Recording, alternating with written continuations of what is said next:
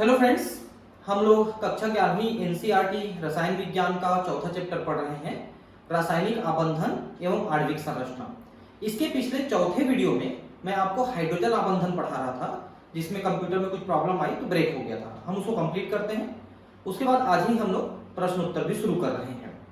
तो हाइड्रोजन आबंधन देखिए, मैंने आपको बताया था कि जब दो परमाणुओं के बीच या दो से अधिक परमाणुओं के बीच बंध बनता है और वो सहसंयोजक बंध होता है। अगर दोनों या जितने भी परमाणु हैं उनके बीच विद्युत ऋणता में अंतर होता है, तो फिर जो ज्यादा विद्युत ऋणी होता है वो सहसंयोजी जो इलेक्ट्रॉन होते हैं उनको अपने तरफ थोड़ा खींच लेता है। इसके कारण से उनमें थोड़ा सा ऋण आवेश और दूसरे वाले परमाणु में थोड़ा सा धन आवेश आ जाता है। इस तरह से सारे अणु बने हुए हैं। तो एक अणु का धन आवेश दूसरे अणु के ऋण आवेश से आकर्षित हो जाता है, उससे एक थोड़ा दुर्बल रहता है, बहुत ज्यादा मजबूत बंध नहीं रहता, सहसंयोजी से दुर्बल रहता है। एक बंध बन जाता है जिसको हम हाइड्रोजन बंध कहते हैं। इसको मैंने पिछले क्लास में ही आपको बताया है। यहाँ पर एग्जाम्पल भी हम देख लिए थे कि जैसे हमने H2O में देखा, ठीक है, कि जो ऑक्सीजन था, ठीक है, उसने ये जो शेयर्ड इलेक्ट्रॉन है, सहसंयोजी इलेक्ट्रॉन है, उनको अपने तरफ खींचा था, तो इसमें ऋण और इनमें धन आवेश आ गया था, है ना। इस तरह से हमने देखा था। फिर एक और अणु देख रहे थे अपन, ठीक है, जैसे ये हाइड्रोजन है, ये हाइड्रोजन है, तो हाइड्रोजन का धन आवेश इसके ऋण आवेश से आकर्षित हुआ, इसका धन आवेश दूसरे के, इसका धन आवेश ऋण आवेश दूसरे से, ऐसा मतलब एक अणु का धन आवेश दूसरे अणु के ऋण आवेश से आकर्षित होगा, क्योंकि थोड़ा सा ऋण आवेश थोड़ा धन आवेश अणुओं में आ गए हैं, उनके परमाणुओं में। तो इसमें जो बंध बनेगा उसकी मजबूती इस बात पे निर्भर करेगी कि जो परमाणु जुड़े हैं उनके बीच में इलेक्ट्रॉन निगेटिविटी यानी विद्युत ऋणता में कितना अंतर है। जैसे देखिए, यहां पर आपने ऑक्सीजन और हाइड्रोजन लिया है, ऑक्सीजन का 3.5 है और हाइड्रोजन का 2.1 है, तो अंतर कितना है? ये अंतर आया 1.4 का, ठीक है। लेकिन अगर इस ऑक्सीजन की जगह आप फ्लोरीन को ले लोगे तो फ्लोरीन का 4 होता है, तो ये हो जाएगा 1.9 का अंतर हो जाएगा। इन दोनों के बीच में 1.4 का, लेकिन इन दोनों के बीच में 1.9 का अंतर आ रहा है विद्युत ऋणता में। पॉलिंग स्केल में हम नापते हैं इसको। तो विद्युत ऋणता में अंतर जितना ज्यादा रहेगा हाइड्रोजन के साथ, ये बंध उतना ज्यादा मजबूत बनेगा। इसीलिए जो HF है, हाइड्रोजन फ्लोराइड, इसमें जो हाइड्रोजन बंध बन रहा है फ्लोरीन और दूसरे के हाइड्रोजन के साथ, यह सबसे मजबूत बंध रहेगा। उससे कम मजबूत रहेगा जैसे कि H2O है जिसमें ऑक्सीजन है, और इससे और कम मजबूत रहेगा जिसमें नाइट्रोजन रहता है, कि नाइट्रोजन में भी 3 है विद्युत ऋणता। जैसे आप अमोनिया देखते हैं, इसमें भी हाइड्रोजन बंध रहेगा। अब हाइड्रोजन बंध अगर ज्यादा मजबूत है तो वो अणु ज्यादा पास आ जाएंगे, और कम मजबूत है तो थोड़ा दूर रहेंगे। यही कारण है कि जो HF है सबसे मजबूत बंध है, तो HF के अणु ज्यादा पास आ जाते हैं, तो सामान्य तापक्रम पर HF जो है ठोस रहता है, जबकि H2O में थोड़ा पावर कम हो जाता है, इसलिए सामान्य तापक्रम पर ये लिक्विड है, और अमोनिया में थोड़ा और कम हो जाता है, इसलिए सामान्य तापक्रम पर वो गैस है, ठीक है। और एक चीज और क्वेश्चन पूछता है कि H2O द्रव है जबकि H2S गैस है, इनका क्या कारण है? जबकि दोनों एक ही ग्रुप के सदस्य हैं, दोनों के बीच बंध जो है एक समान बना हुआ है। तो ये इसलिए है क्योंकि H2O में हाइड्रोजन बंध अतिरिक्त बंध बनता है, जिसके कारण से अणु ज्यादा पास आ जाते हैं और ये द्रव के रूप में हो जाता है, जबकि H2S में ये हाइड्रोजन बंध नहीं बनता है, ठीक है। और इसलिए क्योंकि सल्फर का इलेक्ट्रोनिगेटिविटी तो हाइड्रोजन से भी कम है, तो वो नहीं बना पाता हाइड्रोजन बंध, इसके कारण से वो अणु दूर दूर रह जाते हैं और गैस है। एक और चीज समझिए कि अभी मैंने कहा कि अमोनिया भी गैस है जबकि उसमें हाइड्रोजन बंध बनता है, और H2S भी गैस, इसमें जबकि हाइड्रोजन बंध नहीं बनता है, तो फिर अमोनिया और H2S में क्या अंतर है? तो दोनों में अंतर ये है कि अमोनिया भले ही सामान्य ताप और दाब पे गैस है, लेकिन अगर आप उसको संपीड़ित करते हो, उसको दबाते हो, प्रेशर के साथ भरते हो, तो अमोनिया बहुत जल्दी द्रव में बदल जाता है, जबकि H2S ऐसा नहीं करता। H2S को बहुत ज्यादा दबाना पड़ेगा, बहुत ठंडा करना पड़ेगा, तब जाके वो गैस जो है द्रव में बदलेगा। जबकि अमोनिया के साथ ऐसा नहीं है, उसमें हाइड्रोजन बंध है इसलिए जल्दी गैस जो है लिक्विड में बदल जाती है, द्रव में बदल जाती है। तो हाइड्रोजन आयन अणुओं को पास ला करके जल्दी से उसको द्रवीभूत या उसको ठोस बनाने में मदद करता है। यह हाइड्रोजन में हमने पढ़ा था। तो नाइट्रोजन जिसका 3 है, ऑक्सीजन जिसका 3.5 है और फ्लोरीन जिसका 4 है, और हाइड्रोजन का है 2.1। तो इससे ज्यादा ये तीनों हैं, तीनों ही हाइड्रोजन बंध बनाते हैं।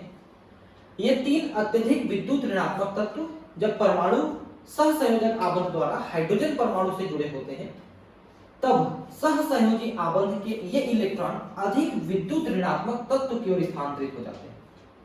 जैसे HF है, तो HF में से हाइड्रोजन और फ्लोराइड का जो इलेक्ट्रॉन है शेयर किए हुए, वो फ्लोरीन की तरफ आ गया, इसलिए इसमें थोड़ा सा ऋण, इसमें थोड़ा धन आवेश आ गया। अब इसका ऋण आवेश दूसरे के धन आवेश से थोड़ा आकर्षित हुआ है, यह हाइड्रोजन बंध है ना। ये देखिए दूसरे के धन आवेश से, अपने धन आवेश से तो जुड़ा ही हुआ है, दूसरे के धन आवेश।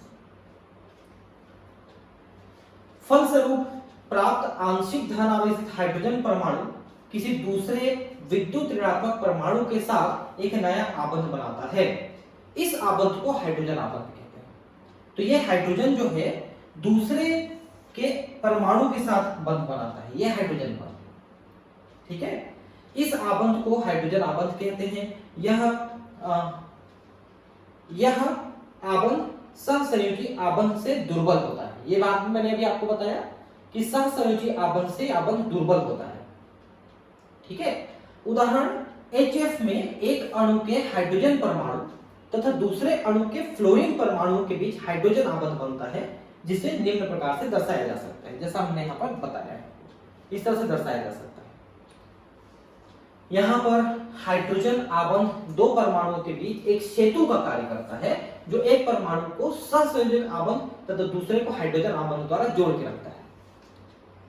तो ये बात आपने देखा कि हाइड्रोजन आबंध दो अणुओं को जोड़ने में एक सेतु की तरह, एक पुल की तरह काम कर रहा है और उनको जोड़ के रख रहा है, जबकि सहसंयोजक बंध जो है एक ही अणु के दो परमाणु को जोड़ा हुआ है और हाइड्रोजन बंध दो अणु के दो परमाणु को जोड़ा हुआ है। हाइड्रोजन आबंध को डॉटेड रेखा इस तरह से दिखाते हैं जैसा अभी हमने देखा था, जबकि सहसंयोजक आबंध को ठोस रेखा द्वारा दर्शाते हैं।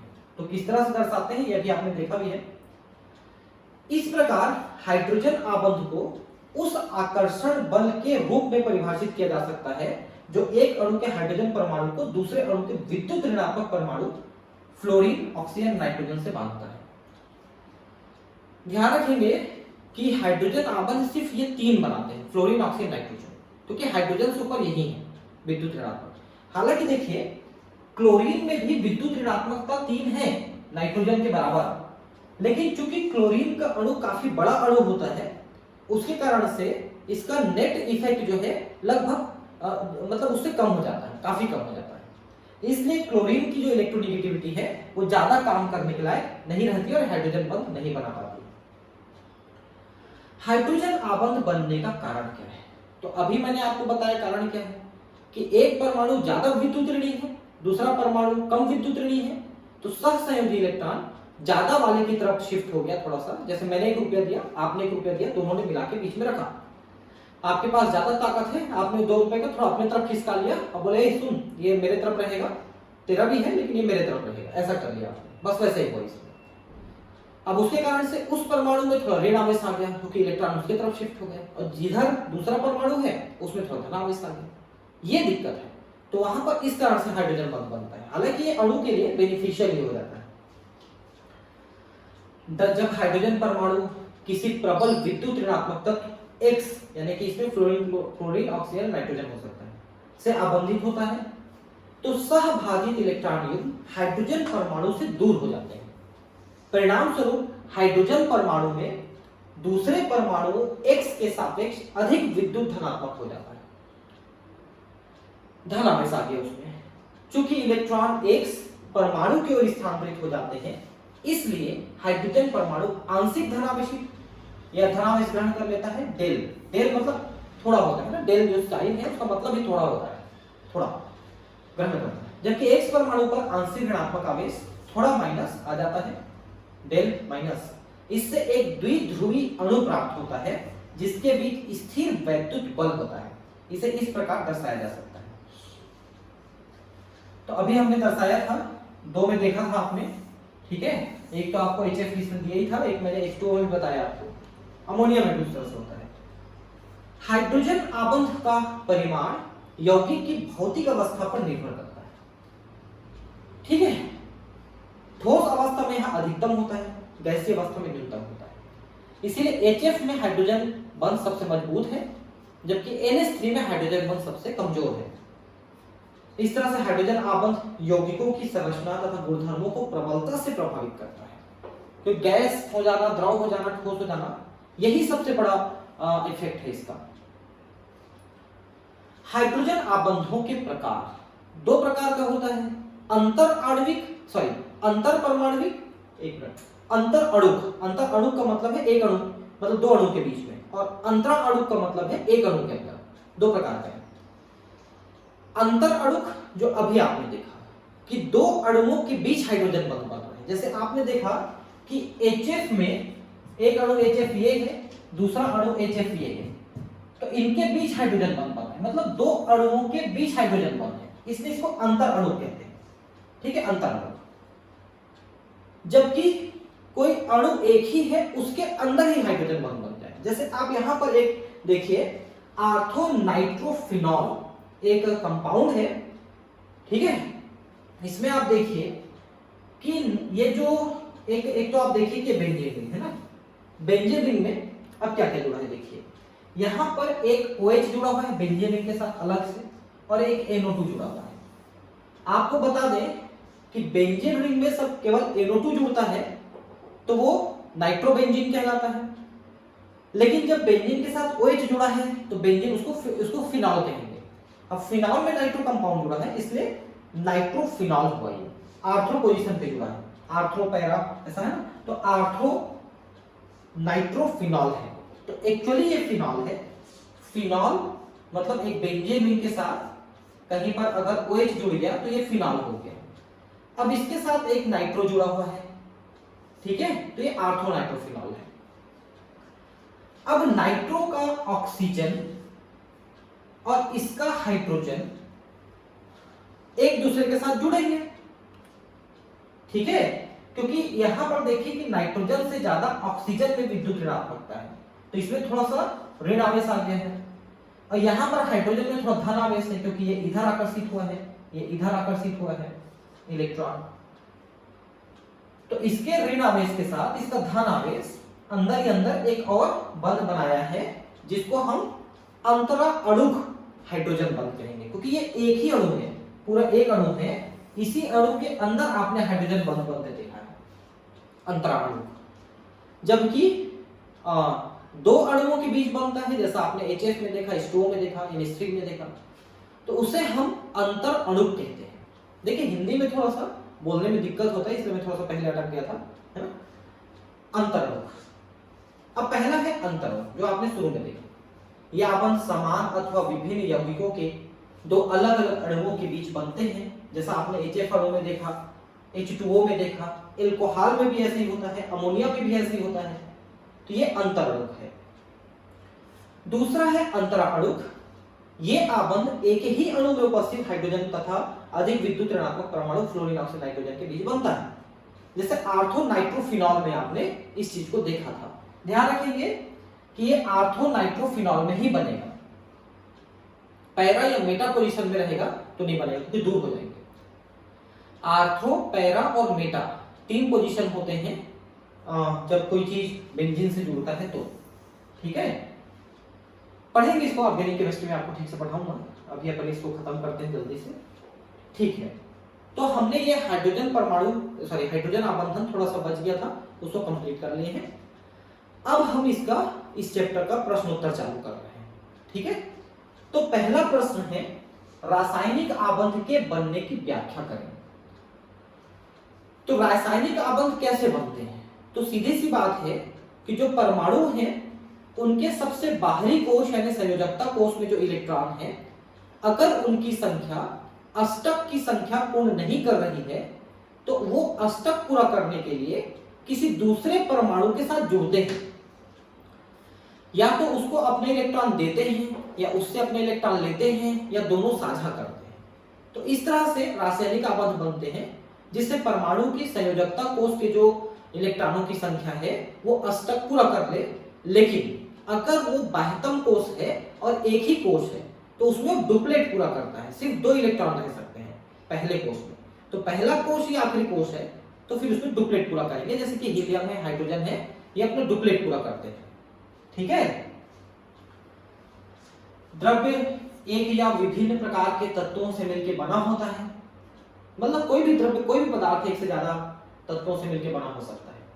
सामान्य स्थितियों में उत्कृष्ट गैसों के अतिरिक्त कोई अन्य तत्व एक स्वतंत्र परमाणु के रूप में विद्यमान नहीं होता है। उत्कृष्ट gas helium, argon, neon, xenon, ये सब जो है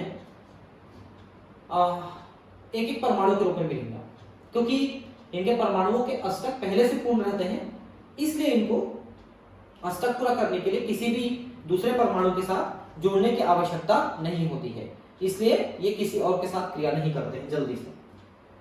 बाकी जो तत्व हैं उनके चूंकि अष्टक पूरे नहीं रहते हैं, इसलिए वो अष्टक पूरा करने के लिए किसी और परमाणु से जुड़ जाते हैं और प्राकृतिक तौर पे अकेले नहीं मिलते हैं, किसी न किसी के साथ जुड़े रहेंगे, भले अपने जैसे ही परमाणु से जुड़ जाएंगे, जैसे क्लोरीन है, नाइट्रोजन है, ऑक्सीजन है, ऐसा। परमाणुओं के समूह विशिष्ट गुणों वाली स्पीशीज के रूप में विद्यमान होते हैं। ठीक है। तो परमाणु के समूह जहां पर वो अणु बनाए हैं, तो परमाणुओं के गुण अलग हो सकते हैं और उससे बने हुए द्रव्य का गुण अलग हो सकता है। जैसे जल देखिए, H2O का जो गुण है वो ऑक्सीजन और हाइड्रोजन दोनों के गुण से अलग है, वो दोनों जलने वाली गैसें हैं, लेकिन H2O नहीं जलती, तो उनका गुण अलग हो सकता है, तो विशिष्ट गुण हो सकते हैं। परमाणुओं के ऐसे समूह को अणु कहते हैं। ठीक है, अणु कहते हैं। तो वो आपने देख लिया है कैसे अणु बनते हैं। प्रत्यक्ष रूप में कोई बल अणुओं के घटक परमाणुओं को आपस में पकड़े रहता है और वही बल रासायनिक आबंध कहलाता है। और वो बल आयनिक बंध हो सकता है, सहसंयोजी बंध हो सकता है, हाइड्रोजन बंध भी हो सकता है, वंडरवाल बंध हो सकता है। वस्तुतः रासायनिक आबंध को इस प्रकार परिभाषित किया जा सकता है, विभिन्न रासायनिक स्पीशीज में उनके अनेक घटकों, परमाणुओं, आयनों इत्यादि को संलग्न रखने वाले आकर्षण बल को रासायनिक आबंध कहते हैं। तो एक अणु में जो परमाणु हैं उनको जिस बल ने आपस में बांध रखा है एक अणु के अंदर, जैसे H2O में हाइड्रोजन ऑक्सीजन को जिसने बांध रखा है, उस बंध को अपन रासायनिक आबंध कहते हैं, उस बल को कहते हैं। कॉजे-लुईस अवधारणा के अनुसार परमाणुओं का संयोजन अर्थात रासायनिक आबंध बनना संयोजी इलेक्ट्रॉनों के एक परमाणु से दूसरे परमाणु पर स्थानांतरण के द्वारा अथवा संयोजी इलेक्ट्रॉनों के सहभाजन के द्वारा होता है। जैसे आपने देखा कि जब सोडियम क्लोराइड बना तो सोडियम से एक इलेक्ट्रॉन क्लोरीन में शिफ्ट हो गया, सीधा चला ही गया। ये आयनिक बंध है, क्योंकि अब सोडियम धन आयन है, क्लोराइड ऋण आयन है, दोनों के बीच आयनिक बंध बना। लेकिन मान लो 2 क्लोरीन आपस में जोड़ रहे हैं, तो ना तो ये दे सकता है ना वो दे सकता है, दोनों को चाहिए तो दोनों साझा कर लेते हैं। ये सहसंयोजी बंध है, ये हमने पूरे चैप्टर में अच्छे से पढ़ा है। इस प्रक्रिया में परमाणु अपने संयोजकता कोश में अष्टक प्राप्त करते हैं। ठीक है, ये बात मैंने बताया कि संयोजकता कोश आखिरी कोश है, उसमें अष्टक मिलता है। जैसे सोडियम क्लोराइड अणु में सोडियम परमाणु अपना एक संयोजी इलेक्ट्रॉन त्याग देता है, इस एक इलेक्ट्रॉन को क्लोरीन परमाणु ग्रहण कर लेता है। इस प्रकार इलेक्ट्रॉनों के स्थानांतरण के द्वारा दोनों परमाणु अपने अपने संयोजकता कोश में अष्टक प्राप्त कर लेते हैं तथा दोनों के मध्य एक रासायनिक आबंध यानी विद्युत संयोजी आबंध स्थापित हो जाता है, जिसको अपन आयनिक बंध भी कहते हैं। तो सोडियम क्लोराइड के बारे में पूरे चैप्टर में आपने बहुत अच्छे से पढ़ा कि कैसे उसमें से एक इलेक्ट्रॉन शिफ्ट हो जाता है सोडियम से क्लोरीन में, आयनिक बंध बनता है। दूसरा क्वेश्चन आ गया निम्नलिखित। देखिए, आपको एक चीज बता दूं कि आप खाली मोबाइल में क्वेश्चन आंसर पढ़ के मत रह जाना, सारे चैप्टर के क्वेश्चन आंसर बुक एक कॉपी में लिखी होनी चाहिए। क्योंकि जब कॉपी में लिखोगे, आप भाई कोई भी चीज को मैं पढ़ा रहा हूं, आप मोबाइल में स्टिल कर लीजिए, उसको लिख लीजिए, है ना। थोड़ा मेहनत आपको भी करना है, सारा मेहनत मैं ही कर दूंगा, तो फिर आप क्या करेंगे, दिक्कत ये है। और आप अगर नोट्स बनाते हैं तो मेरे पढ़ाने का टारगेट पूरा होगा। मैं चाहता हूं आपका पूरे नंबर आए, कहीं पर नंबर कटे ही मत। क्यों हम 90% सोचते हैं, हम पूरे के पूरे नंबर सोचे ना। और आप इतने मेहनत कर रहे हो तो थोड़े से मेहनत की कमी में आपका कम परसेंट आता है तो मुझे भी उतना ही दुख होगा, क्योंकि आप मेरे चैनल से पढ़ रहे हो, आप मेरे स्टूडेंट हो और आपका सोचना मेरे लिए जरूरी है ना। तो आप निश्चित करिए कि आप कॉपी में लिखेंगे ही लिखेंगे। पिछले 3 चैप्टर्स के थ्योरी प्लस क्वेश्चन आंसर मैंने करा दिए हैं, इसका भी करा ही रहा हूं, ठीक है। अगले चैप्टर्स का भी होगा, ठीक है। बायोलॉजी में भी कराऊंगा, अगर आप मेरे चैनल से बायोलॉजी पढ़ते हैं तो आगे उसके भी क्वेश्चन आंसर कराऊंगा। निम्नलिखित तत्वों के परमाणुओं के लुईस बिंदु प्रतीक लिखिए, ठीक है। Sodium, magnesium, boron, oxygen, nitrogen, bromine, ये सब। मैग्नीशियम का परमाणु क्रमांक 12 है, इसका इलेक्ट्रॉनिक विन्यास 282 है। तो अंतिम कोष के जो इलेक्ट्रॉन है, संयोजकता कोष, उन्हीं को हमको इसके सिंबल के आजू बाजू में लिखना रहता है। देखिए 2 परमाणु, दो इलेक्ट्रॉन हमने लिख दिया। सोडियम में 1 रह जाता है, 11 है तो 2 8 1 है तो 1 है, तो देखिए सोडियम के बाजू में हमने 1 लगाया है। बोरान का 5 है तो 2 और 3, तो बोरान के आजू बाजू में 3 इलेक्ट्रॉन है, ठीक है। ऑक्सीजन का 8 है तो 2 और 6, तो ऑक्सीजन में 6 इलेक्ट्रॉन आप बाजू में लगा दिए। नाइट्रोजन में 7 होने के कारण से 2 और 5 है तो 5 इलेक्ट्रॉन लगा दिए, है ना। ब्रोमीन का 35 है, 2 8 18 7, तो ये 7 इलेक्ट्रॉन लगा दिए। तो लुईस सिंबल जो है बिंदु प्रतीक, उसमें आपको संयोजकता कोष में जितने इलेक्ट्रॉन हैं उतने बिंदु आपको आजू बाजू में लगा देना है। बस आपको इसके लिए ना ये परमाणु क्रमांक याद करना पड़ेगा दोस्त, इसको याद किए बिना आप इसको उत्तर नहीं बना सकते, ठीक है। तो मैं आपको ये सजेस्ट करूंगा कि जो इस टाइप के क्वेश्चंस कम से कम एनसीईआरटी में है उनको आप रट लीजिए। मैंने बोल रहा हूं कि 118 तक आप पूरा याद करें, मत करिए। एनसीईआरटी में जो जो चीज दिया है क्वेश्चन के रूप में, आप उनमें जो है उनको याद करिए, बस सबको याद करने की जरूरत नहीं है, तो किसी को याद नहीं होता है। निम्नलिखित परमाणु आयनों के लुईस बिंदु प्रतीक लिखिए। सल्फर और सल्फर 2-, एल्यूमिनियम और एल्यूमिनियम 3-, हाइड्रोजन और हाइड्रोजन 1-। सल्फर का परमाणु क्रमांक है 16, तो 2 8 6 है तो 6 इलेक्ट्रॉन आपने उसके बाजू में लिख दिया। लेकिन सल्फर 2- आपने कहा तो 2 इलेक्ट्रॉन एक्स्ट्रा आ गए, तो ये 6 की जगह 8 हो गए। तो आप यहाँ पर 8 इलेक्ट्रॉन लिखने के बाद ब्रैकेट बंद करके आप 2- लिखोगे, क्योंकि इसमें से जो 2 इलेक्ट्रॉन है उन्होंने बाहर से लिया है। यहाँ पर आप देखिए 2 इलेक्ट्रॉन नहीं थे, यहाँ पर 2 इलेक्ट्रॉन एक्स्ट्रा रख दिया है, उसी को दिखाने के लिए यहाँ पर 2- आपको लिखना पड़ेगा।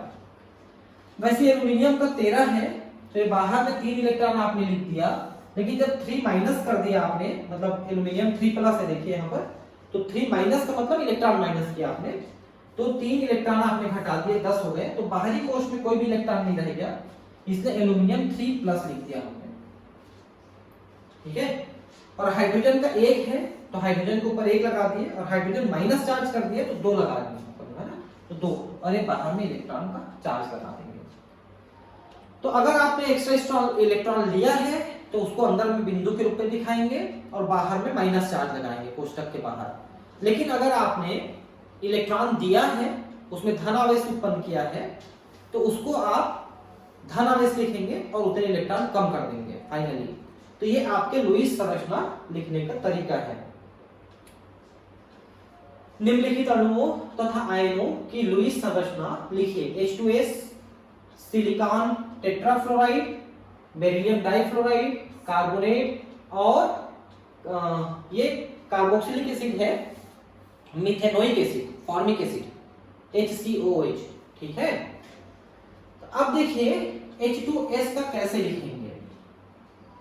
ये देखिए हाइड्रोजन जो है 1 इलेक्ट्रॉन देता है, सल्फर इसको 1 इलेक्ट्रॉन देता है, इधर का हाइड्रोजन भी 1 इलेक्ट्रॉन देता है, नहीं, इलेक्ट्रॉन ने जो बिंदु लगाया है हमने वो सल्फर का है, ठीक है, ये सल्फर के इलेक्ट्रॉन को दिखाया है, और जो क्रॉस बनाया है वो हाइड्रोजन के इलेक्ट्रॉन को दिखाया है।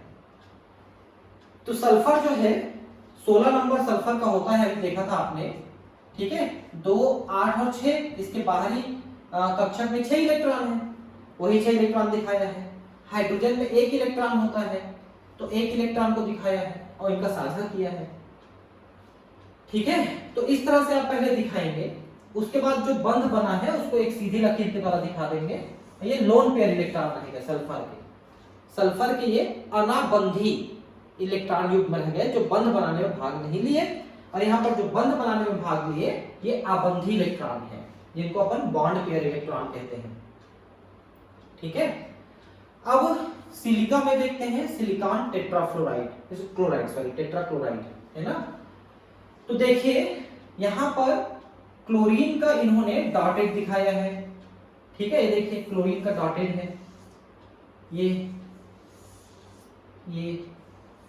4 क्लोरीन है, और सिलिकॉन के बाहरी कोश में 3 इलेक्ट्रॉन है, देख सकते हैं 4 इलेक्ट्रॉन है, सिलिकॉन में 4 रहेगा। ठीक है, तो 4 इलेक्ट्रॉन बाहरी कोश में है, और ये एक इलेक्ट्रॉन एक क्लोरीन से बंध बनाने में भाग ले लिए हैं। अब सिलिकॉन के पास कोई भी लोन पेयर इलेक्ट्रॉन नहीं है और एक बंध यहाँ पर बन गए हैं, तो इनको हम लिख देंगे क्लोराइड के सारे लोन पेयर इलेक्ट्रॉन यहाँ पर दिख रहे हैं। बेरिलियम डाइफ्लोराइड है, तो बेरिलियम में जो है 2 इलेक्ट्रॉन बाहर में है, तो ये 2 इलेक्ट्रॉन बेरिलियम का हम लिखे हैं, ये वाला जो है मतलब क्रॉस वाला बेरिलियम का है, और फ्लोराइड है। तो फ्लोराइड 9 है, तो उसके बाहरी कोश में 7 है इलेक्ट्रॉन, एक इलेक्ट्रॉन ये पेयर किए हैं और ये बन गए हैं। तो बेरिलियम में तो कोई लोन पेयर नहीं बचा, लेकिन फ्लोराइड में 3 लोन पेयर बचे हैं। कार्बोनेट 2- चार्ज दिखा रहा है। ठीक है, मतलब 2 इलेक्ट्रॉन एक्स्ट्रा लिए हैं। अब देखिए यहां पर कार्बन में 6 होते हैं, तो मतलब 2 और 4 है, तो कार्बन के 4 इलेक्ट्रॉन गिन लो, 1 इलेक्ट्रॉन, 2 इलेक्ट्रॉन, 3 इलेक्ट्रॉन, 4 इलेक्ट्रॉन। ठीक है, तो कार्बन को 4 बंध बनाना है, तो ये क्या किया, एक ऑक्सीजन के साथ 2 बंध बना लिया, और एक ऑक्सीजन के साथ 1 बंध बनाया, और इस ऑक्सीजन के साथ 1 बंध बनाया।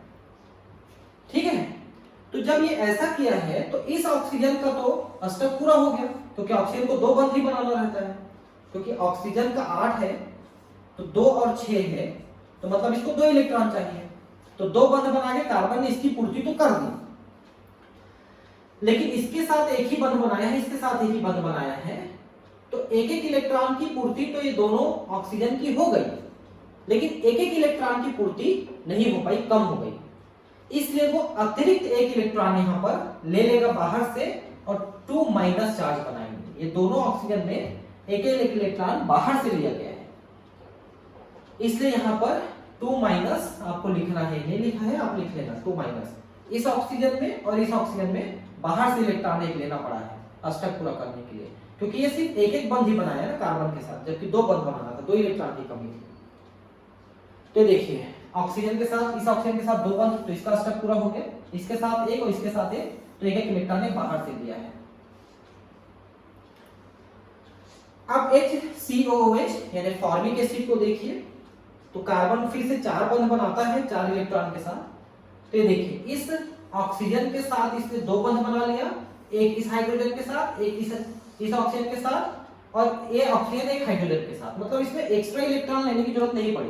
समझ पा रहे हैं ना, कार्बन के 4 बंध ऐसे बन गए, देखिए ऐसे बन गए 4 बंध, 2 इसके साथ, एक इसके साथ, एक ऑक्सीजन के साथ, तो हाइड्रोजन का पूरा हो गया, इस ऑक्सीजन का पूरा हो गया, इस ऑक्सीजन में एक कमी रह गई, तो वो हाइड्रोजन के साथ पूरी हो गई। ये देखिए ये 2, ये 1 और ये 1, तो सबका बंध पूरा हो जा रहा है, देख सकते हैं। इसलिए अतिरिक्त इलेक्ट्रॉन इनको लेने की जरूरत नहीं है, और ये बंध बढ़िया से बन जाएगा। अष्टक नियम को परिभाषित कीजिए तथा इस नियम के महत्व और सीमाओं को लिखिए। ये काफी बड़ा क्वेश्चन दे दिया, अष्टक नियम क्या है, महत्व और सीमाएं लिखना है, तो 3-4 पेज इसमें आपको लिखने पड़ेंगे। अभी काफी बड़ा वाला क्वेश्चन है, ठीक है, 5 नंबर का क्वेश्चन।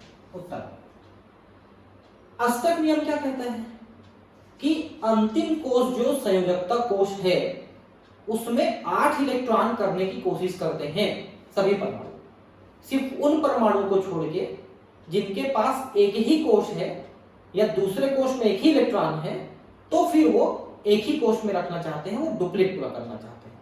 लेकिन अगर एक से ज्यादा कोष है, उनमें काफी इलेक्ट्रॉन्स हैं, तो फिर वो बाहरी कोष में 8 इलेक्ट्रॉन पूरा करने की कोशिश करेंगे, जिसको हम अष्टक नियम कहते हैं। तो जानते तो सब कुछ हो, लेकिन लिखना कैसे है वही चीज यहाँ पर देखना है आपको।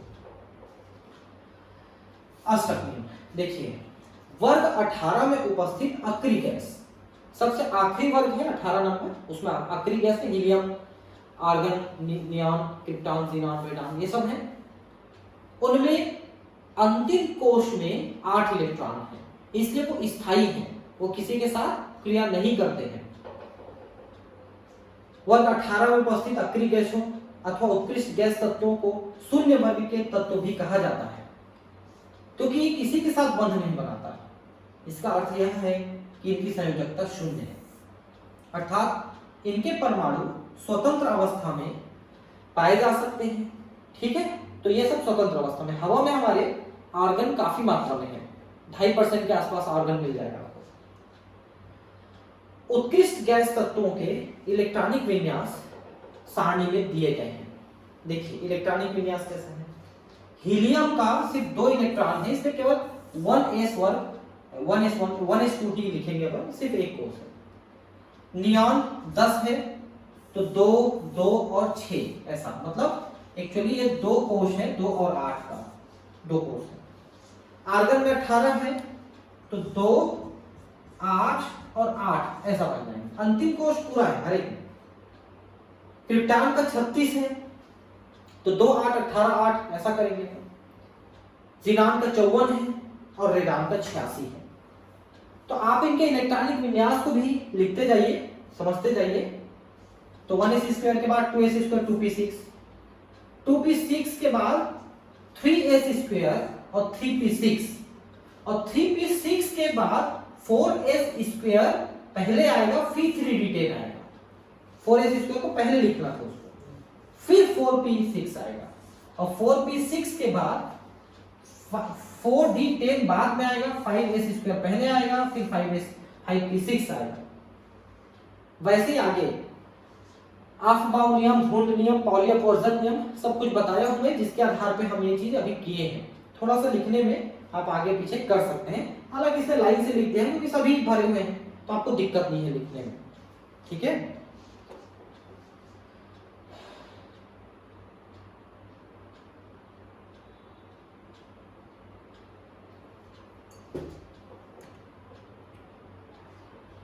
ठीक है।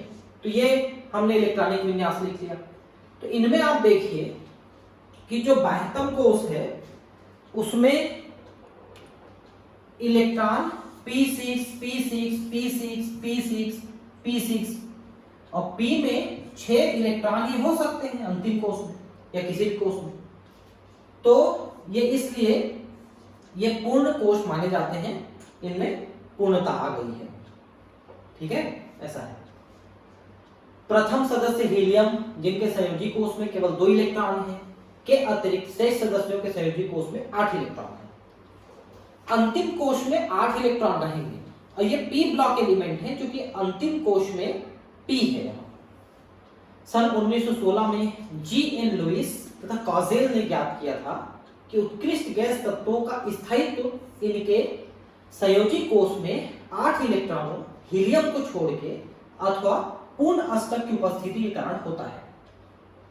ठीक है, हीलियम का भी स्थायित्व इसीलिए है क्योंकि प्रथम कोश में तो डुप्लेट ही हो सकता है, फिर उसके बाद के कोशों में ऑक्टेट रहेगा, अष्टक रहेगा। तो ये सभी भरे हुए हैं, इसलिए यहां पर ये स्थायी है। अतः ये तत्व अपना आदर्श स्थायी रूप प्राप्त करने के प्रयत्न में रासायनिक संयोजनों में भाग लेते हैं। ठीक है, ये यहां पर से पढ़ना था, थोड़ा सा छोड़िए। इनके अनुसार अन्य तत्वों के परमाणुओं के बाह्य कोश में 8 से कम इलेक्ट्रॉन होते हैं, अतः ये तत्व अपना आदर्श स्थायी रूप प्राप्त करने के लिए प्रयत्न में रासायनिक संयोजनों में भाग लेते हैं। तो ये भी अपना जो अंतिम कोश है उसको उत्कृष्ट गैसों के जैसा करना चाहते हैं, और इसीलिए ये रासायनिक संयोजन में भाग लेते हैं, इलेक्ट्रॉन देते हैं, लेते हैं या साझा करते हैं, जिससे वे इलेक्ट्रॉनों के आदान प्रदान द्वारा अपने समीपवर्ती अक्रिय गैस के समान इलेक्ट्रॉनिक विन्यास ग्रहण कर सकें। मतलब उसके जो सबसे पहले पास में जो अक्रिय गैस रहेगा, helium, neon, argon, krypton, xenon, उनके जैसा कोई एक यहाँ पर कर सकता है। इसे अष्टक नियम कहते हैं। वास्तव में इलेक्ट्रॉनों द्वारा रासायनिक आबंधों के बनने की व्याख्या के लिए कई प्रयास किए गए, परंतु कॉसेल तथा लुईस स्वतंत्र रूप से संतोषजनक व्याख्या देने में सफल हुए। लुईस संरचना, कॉसेल, इन्होंने बंध बनाने की प्रक्रिया को बहुत अच्छे से बताया। यह अलग बात है कि उन्होंने अणुओं की जो आकृति है, संरचना है, उस पर सही ढंग से व्याख्या नहीं कर पाए। ठीक है, उन्होंने सर्वप्रथम संयोजकता की तर्क संगत व्याख्या की। यह व्याख्या उपयुक्त दी गई उत्कृष्ट गैस की अक्रियता पर आधारित थी। तो अक्रिय गैस अक्रिय क्यों है, वो क्रिया क्यों नहीं करते, उसके पीछे की खोज ही गई। तो उनके अंतिम कोष 8 इलेक्ट्रॉन पूरे हैं, अष्टक पूरे हैं, इसलिए क्रिया नहीं करते। और बाकी क्रिया इसीलिए करते हैं कि वो ऐसा बना सके क्रिया करके। लुईस परमाणुओं को एक धन आवेशित अस्थि यानी नाभिक तथा आंतरिक इलेक्ट्रॉन युक्त तथा बाह्य कक्षकों के रूप में निरूपित किया गया है। ठीक है, तो लुईस परमाणु को केंद्र में एक धन आवेशित नाभिक है। अस्थि मतलब होता है संरचना, एक धन आवेशित अस्थि है, संरचना है नाभिक में, और उसके बाहर कक्षकों में इलेक्ट्रॉन है। ऐसा लुईस ने परमाणु की संरचना को बताया। अधिकतम 8 इलेक्ट्रॉन समाहित हो सकते हैं। उन्होंने यह माना कि ये 8 इलेक्ट्रॉन घन के 8 कोनों पर उपस्थित हैं, जो केंद्रीय अस्थि को चारों ओर से घेरे रहते हैं। लुईस संरचना ने परमाणु के घन जैसा माना, जिसमें 8 कोने हैं, उनमें इलेक्ट्रॉन है, और उसी 8 कोने में हर इलेक्ट्रॉन को भरने की, 8 कोनों को भरने का प्रयास करते हैं, ऐसा माना,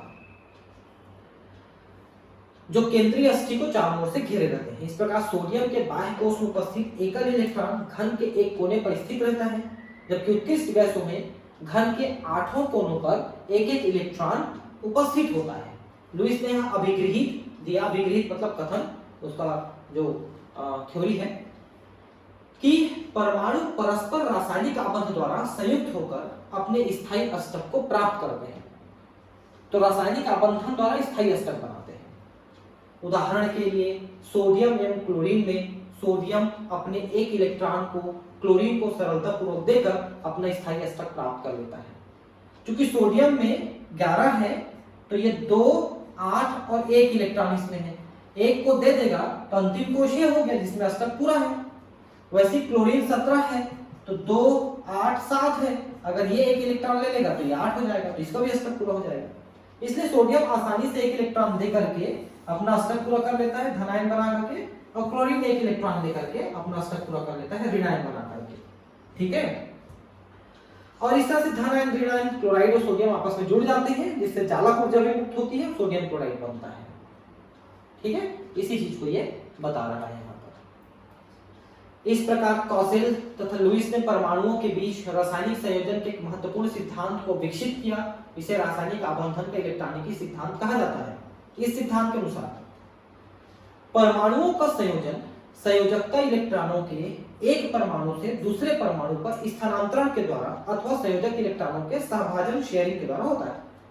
अगर कोई देना नहीं चाहता तो फिर आप सहभाजन करेंगे, आप शेयर करेंगे। जैसे मान लो 2 क्लोराइड है, 2 सोडियम है, सॉरी 2 क्लोराइड है, 2 ऑक्सीजन है, 2 नाइट्रोजन है, तो फिर वो साझा करते हैं, कोई एक दूसरे को देना पसंद नहीं करेगा। इस प्रक्रिया में परमाणु अपने संयोजकता कोष में अष्टक प्राप्त कर लेते हैं। अब इनका महत्व क्या है, देखिए इनकी उपयोगिता क्या है। पहला, अधिकांश अणु अष्टक नियम का अनुसरण करके ही निर्मित होते हैं, O2, N2, Cl2, Br2 इत्यादि। लेकिन इनमें कुछ ऐसे अणु भी बनते हैं जिसका कोई परमाणु अष्टक को पूरा नहीं कर पाता। जैसे बेरिलियम डाइक्लोराइड आप देखेंगे तो बेरिलियम का अष्टक पूरा नहीं है। अधिकांश कार्बनिक यौगिकों की संरचनाओं को समझने में अष्टक नियम का अत्यधिक महत्व है। कार्बनिक यौगिक जितने भी बने हैं, कार्बनिक रसायन में आप जब पढ़ते हो, वो अष्टक नियम का ही पालन करते हैं। इसे मुख्य रूप से आवर्त सारणी के द्वितीय आवर्त के तत्वों पर लागू किया जा सकता है। द्वितीय आवर्त पे लागू होता है ज्यादातर, बाकी आवर्तों पे ये पूरी तरह से लागू नहीं होता। इसकी सीमाएं क्या क्या है, लिमिटेशंस। बहुत उपयोगी है परंतु हमेशा लागू नहीं होता, और ये यूनिवर्सल नहीं है कि सभी परमाणु में यही लागू होगा। तो 3 प्रमुख अपवाद कौन कौन है। तो पहला, केंद्रीय परमाणु का अपूर्ण अष्टक। आप केंद्रीय परमाणु देखेंगे, जैसे कि मान लो लिथियम, देखिए लिथियम और क्लोराइड।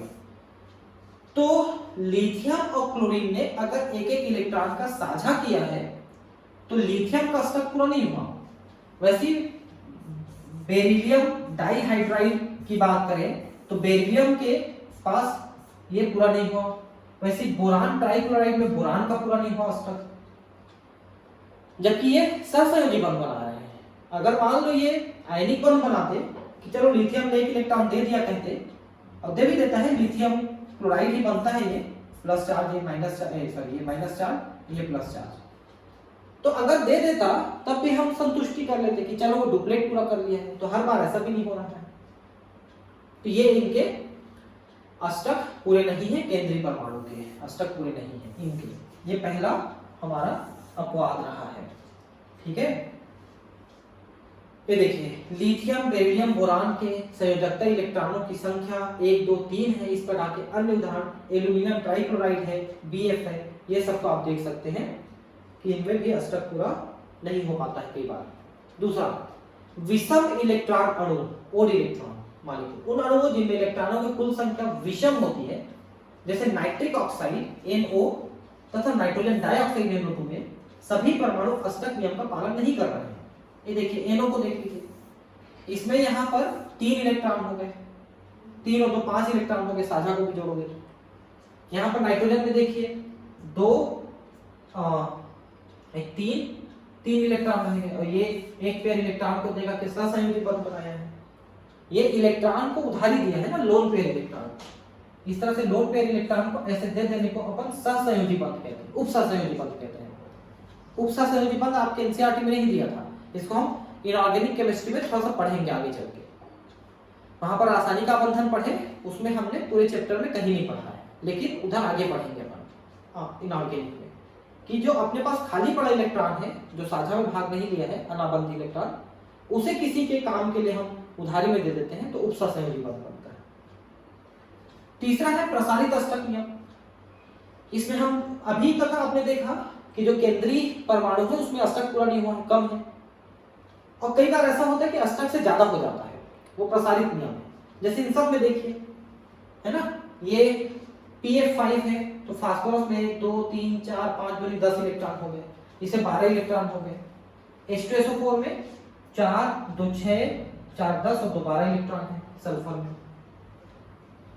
तो जब किसी केंद्रीय परमाणु में अष्टक से भी 8 से भी ज्यादा इलेक्ट्रॉन हो जाते हैं और वो स्थायी अणु बनाते हैं ऐसे में भी, तब ये प्रसारित अष्टक का नियम कहलाता है, प्रसारित अष्टक। ठीक है, बाकी क्वेश्चंस मैं आपको नेक्स्ट क्लास में कराऊंगा। Thank you, bye.